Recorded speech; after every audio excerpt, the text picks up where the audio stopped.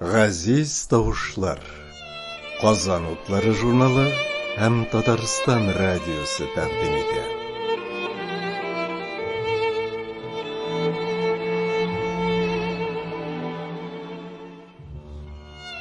Казан утларын укучы кадерле дуслар, игътибарыгызга ике күренекле милләттәшебез катнашындагы әңгәмәнең язмасы тәкъдим ителә. Аларның берсе Татарстанның халык язучысы Габдулла Тукай исемендәге дәүләт премиясе лауреаты Гәрәй Рәхим, икенчесе шагыйрь, прозаик, драматург, публицист, тәрҗемәче Татарстанның Габдулла Тукай исемендәге дәүләт премиясе лауреаты Рауил Бохараев. Якты рухларын искә алып тыңлыйк. 2000 еллар башына караган язма. Рауил әфәнде, син Казанда туып үскән кеше. Монда урта белем алдың. Казан дәүләт университетының физика-математика факультетін тәмамладың. Беренче шигырьләреңне рус телендә язып, матбугатта монда бастырдың. Һәм беренче шигырь китабыңда Казанда басылды. Аннары син Мәскәү каласына күчеп киттең. Анда яшәгәндә бик күп татар шагыйрьләренең шигырьләрен рус теленә тәрҗемә итеп бастырдың. Һәм тора-бара безнең барыбызны да гаҗәпкә калдырып, саф татар телендә шигырьләр, хәтта поэмалар иҗат итә башладың. Безнең гаҗәпләнүебез шунда иде. Рус телендә иҗат итүче кайбер татар язучылары гомерләре буе Казанда татарлар арасында яшәсәләр дә, татар телендә иҗат итү түгел, хәтта татарча сөйләшә дә белмиләр. Ә менә син инде рус телендә язылган әсәрләрең белән халыкка киң танылган шагыйрь булып өлгергәч тә, татар телендә дә иҗат итә башладың. Моңа нәрсәләр сәбәп булды? Татарча иҗат итәргә сине нәрсәләр этәрде? Син моның кирәклегенә ничек төшендең?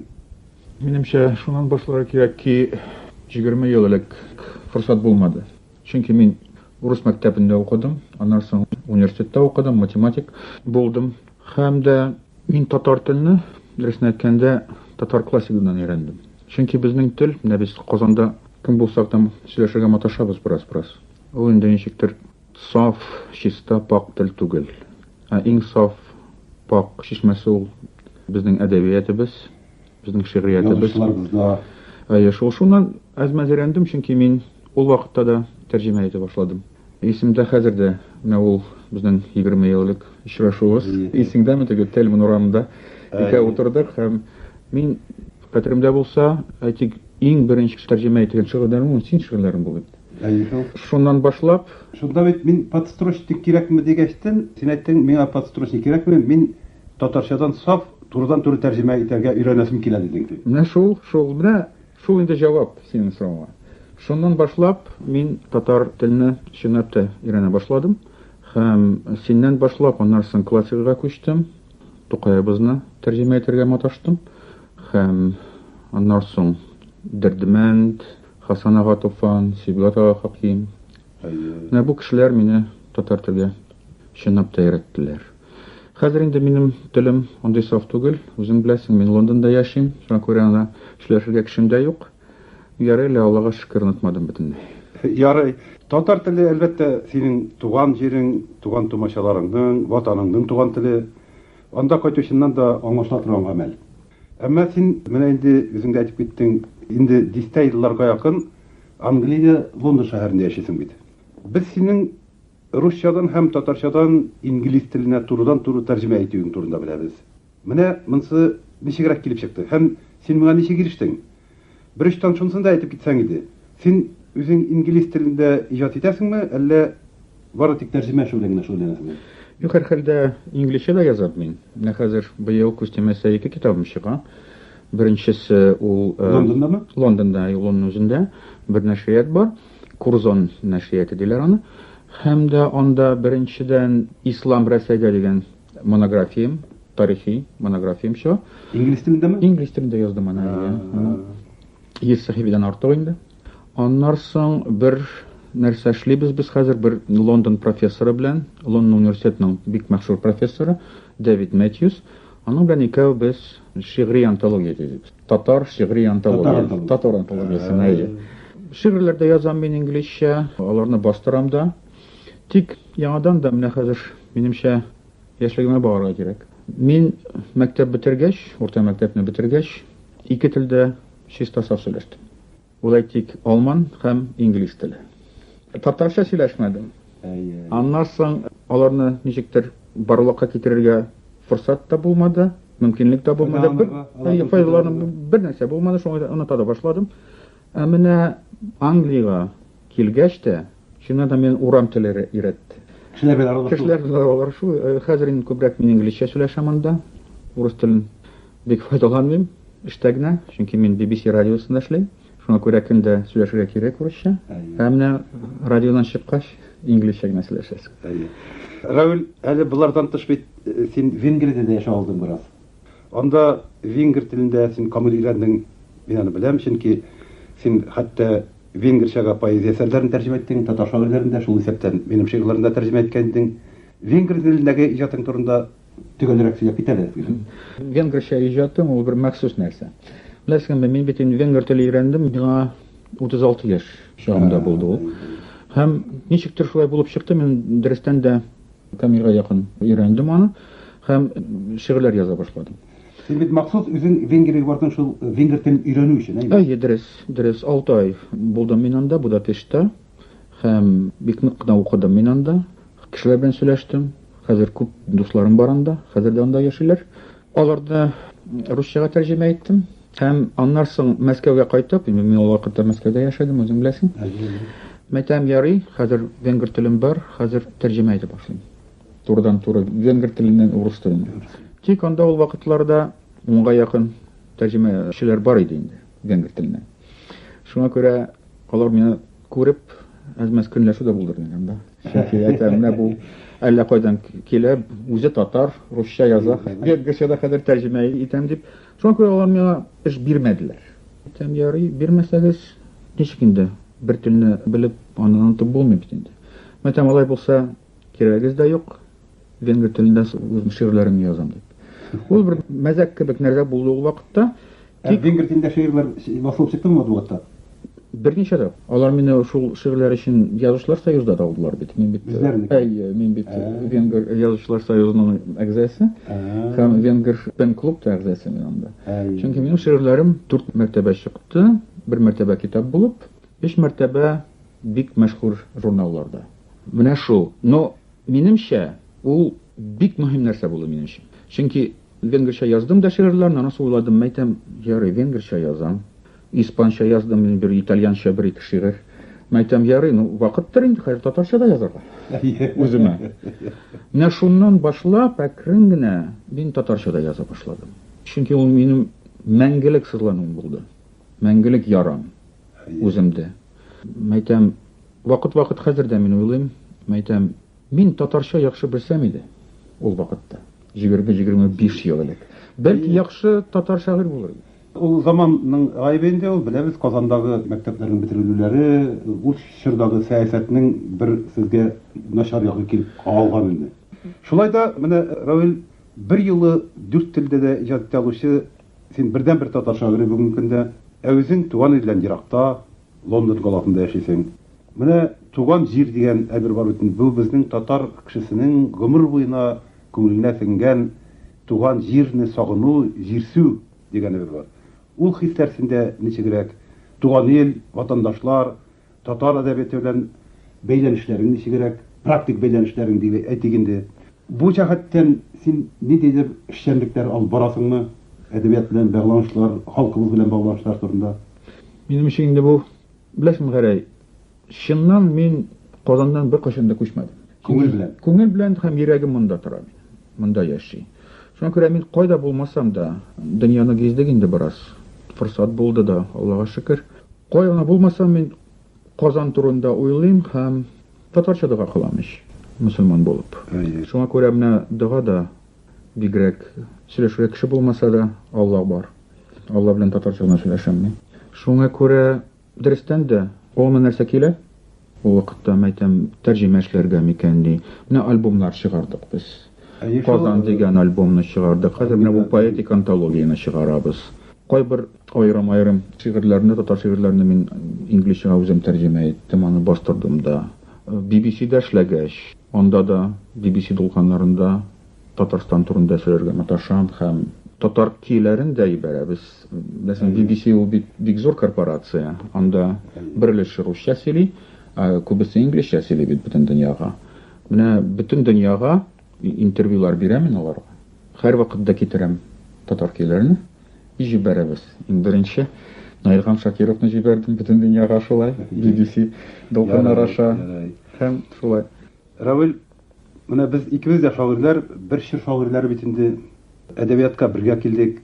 Менә хәзер бераз гына әдәбият турында, бигрәк тә аның поэзия жанры турында сөйләшеп аласы килә синең белән. Син дөньяны бик күп күргән кеше бит инде. Күп илләрдә булдың, аралаштың, төрле әдәбиятлар белән. Бигрәк тә көнбатыш илләрендә, көнбатыш илләре тормышының эчендә яшисең син хәзер. Безгә монда бүгенге көнбатыш әдәбияты бигрәк тә аның поэзиясе турында фикер йөртү катлаулырак. Чөнки тәрҗемәләр бик аз. Татар теленә тәрҗемәләр юк диярлек хәзерге көнбатыш әдәбиятыныкы. Син безнең поэзияны да көнбатышныкында якыннан беләсең. Менә минем бик кызыксынам шуның белән. Бүгенге татар поэзиясе белән көнбатыш поэзиясын чагыштырып буламы бераз? Әгәр дә чагыштырып булса, алар арасында нинди уртаклыклар бар һәм нинди аерымлыклар бар? Шуны әйтеп китәмәсең икән. Ягъни, менә хәзер язучы һәм шагыйрь кешегә бүгенге вакытлар бераз дип әйтсәм читенрәк инде. Бигрәк тә читен, әйе. Тик шулай булса да, андагы, менә Англиядагы яисә Америкадагы яисә менә Австралиядә булып кайттым мин, андагы хәлләре аннан да читенрәк. Чөнки анда әдәбият дигән нәрсә, бигрәк тә шигърият дигән нәрсә беркемгә дә кирәк, эткә дә кирәкми. Шуңа күрә менә безнең син язучы булсаң, яисә шагыйрь булсаң, ул синең бер хәлең җәмгыятьтә. Син инде язучы булып йөрисең, шагыйрь булып йөрисең. Бездә. Әйе, бездә. Хәзер дә ул шулай. Чөнки аның зур һәм тирән традициясе бар. Англиядә син шагыйрь булсаң, язучы булсаң, ул синең хәлең түгел. Ул синең хобби кебек нәрсә. Шуңа күрә уенчык кебек кенә, чөнки шигырьләрне беркем дә укымый. Укымасалар да аның шигърияте бөтенләй башка. Чөнки рифмалары юк анда. Аның моңа юк, минемчә. Моң булмаган шигърият миңа шигърият та түгел. Информация мин газетадан алам. Менә шуңа күрә мин аларның хәле бигрәк тә ошамый. Шуңа күрә мин, белмим, 20-30 мең шигырь яздым инглизчә. Шул җитеп тора. Чөнки беләсеңме, аның чынлап та ничек кирәге дә юк дип тәсең. Иптәшләрем бар, дусларым бар анда. Инглиз шагыйрьләре, инглиз шагыйрьләре. Ничек дип яшиләр инде алар? Шигърияттан яшәп булмый бер дә. Әдәбияттан практик рәвештә яшәп булмый. Матдияттан юк. Чөнки анда бар дигәндәй бөтен Англиягә бер 30 язучы. Алар инде модныйрак кебек, яисә детективлар язалар, шундый романнар. Алар күп акча алалар. Аблай акчасы да юк анда, шанры да юк шигъриятның. Шуңа күрә без шундый хәлгә килсәк, ул безгә ярамастыр дип тә. Ул безнең киләчәгебез түгел, булмасын да иншалла. Равил, менә күптән түгел безнең Казанда да халыкара пен-клубның татар пен үзәге төзелде. Хәзер анда без 30лап татар язучы берләштек. Пен-клубның штаб-квартирасы бит инде, халыкара штаб-квартирасы син яшәгән Лондон шәһәрендә. Анда безнең татар пен үзәген регистрацияләү эшләрендә синең ярдәм итеп йөрүләреңне без беләбез. Һәм сиңа без менә форсаттан чыгып рәхмәт тә әйтеп китәсем килә. Лондондагы пен-клубның эшчәнлеге, аның эшендә синең үзеңнең ничегрәк катнашуың турында берничә сүз әйтеп китәле, безгә бик кызык булыр иде. Хәзер дә әйттем бит мин сиңа. Анда әдәби тормыш юк. Шуңа күрә шундый клуб мазар булса иде, мин анда йөрсәм иде. Аннан соң кешеләр белән катнашырмын, сөйләшермен. Аблай вакыт-вакыт очрашабыз без шагыйрьләр белән. Пен-клуб әгъзалары булсын ул, булмасын ул. Чөнки пен-клуб Англия өчен, әллә нәрсә түгел. Англия. Ул бит халыкара оешма, менә башка илләр өчен бит әһәмиятле ул. Әйе, дөрестән мин үзем дә менә әйттем бит, Венгриянең пен-клубы әгъзасы һәм Американың пен-клубы әгъзасы булдым мин быел. Американың бәйе. Менә Хельсинкига барсак, бәлки очрашырбыз. Мин дә белмим, бәлки Американ делегация белән килергә туры килер, миңа. Хельсинкидагы пен-клубның конференциясе була бит, халыкара конференциясе. Һәр хәлдә менә нәрсә эшләргә була дөрестән дә. Менә бәлки бу безнең классик шигъри антология чыкса, ул чыга бара инде. Хәзер менә җәйкене иншалла дөньяны күрер. Менә ничектер бәлки үзебез күрсәтербез мондый әдәби тормышны. Эшлик әле форсат чыкса, эшлик әле бер презентация яхшылап. Лондонда, тезик әле бер делегацияне, килик әле шунда. Менә музыка уйнап күрсәтеп, бәлки бер-ике выставка эшләп. Менә шулай күрсәтик әле. Ул дөрестән дә. Минемчә ул чынлап та бер вакыйга булыр иде. Бик әйбәт булыр иде. Ул үзебезнең сәнгатебезне, поэзиябезне дөньяга күрсәтүнең бер юлы булыр иде, бер форсаты булыр иде. Дөрестән дә ул антология әлбәттә инглизчә. Бөтен кеше күрер иде. Нәрсә икән татар шигърият, кемләр икән ул татар шигырьләре, шулай. Равил, менә сөйләшеп утырабыз, һаман да шигырь турында сөйләшәсе килә. Чөнки шигърият безнең уртак байлыгыбыз дип әйтик. Мин сиңа бер теләгем бар хәзер. Мөмкин булса, менә шу татар, рус, венгер һәм инглиз телләрендә язылган үз иҗатыңнан кечкенә генә үрнәкле шул телләрдә ишеттер алмассың микән? Беләсеңме, Гәрәй, аларның тәрҗемәләре юк. Чөнки ул бит ул телдә язылган. Шуңа күрә озакка сузылмыйча 4 юллык яңгырасын гына. Әйе. Менә ярый инде Англия торып, инглизчәдән башлыйк әле алайса. Кыскача гына бәлки эштәлеген әйтеп торсын татарча. Әйе, татарчасын эштәлеге шундый ул.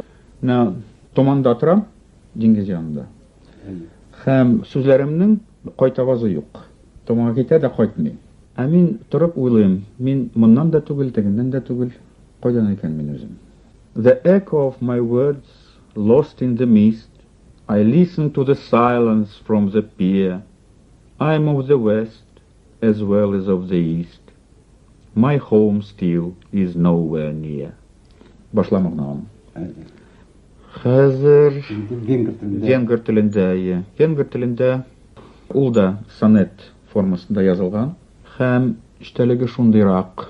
Менә бер бакчада торам. Анда алма агач тора, чәчәк атып. Менә уйларым шундый. Каян килдем мин монда? Менә бу венгер бакчасы. Ә мин монда читтән килгән кеше. Тик венгерчә беләм, яратуым бар, мәхәббәтем бар, кайтып астагында юк. Шуны. Машу. Mitt självföljen särsek örmet, fag, köze usiksi tosen heparo, imeas sonjum, ite vatsonet, nem fontos, mikä tirta motoljaro. Шулай дип яңгырый. Бераз татарга шашлыймы? Милләр хәрефләре бар икән. Аларның музыкада пентатоника бит алар. Безнең кебек нәрсә. Әйе. Инде русча тыңлап карыйк. Русча. Unutmadım mı kendini Roş? Сөйләш. Шулай кичкенән дә ул бер шигырь. Отпусти мою душу на волю. Я уже никуда не уйду. Что могло уже пало на долю в этом бедном и мокром саду.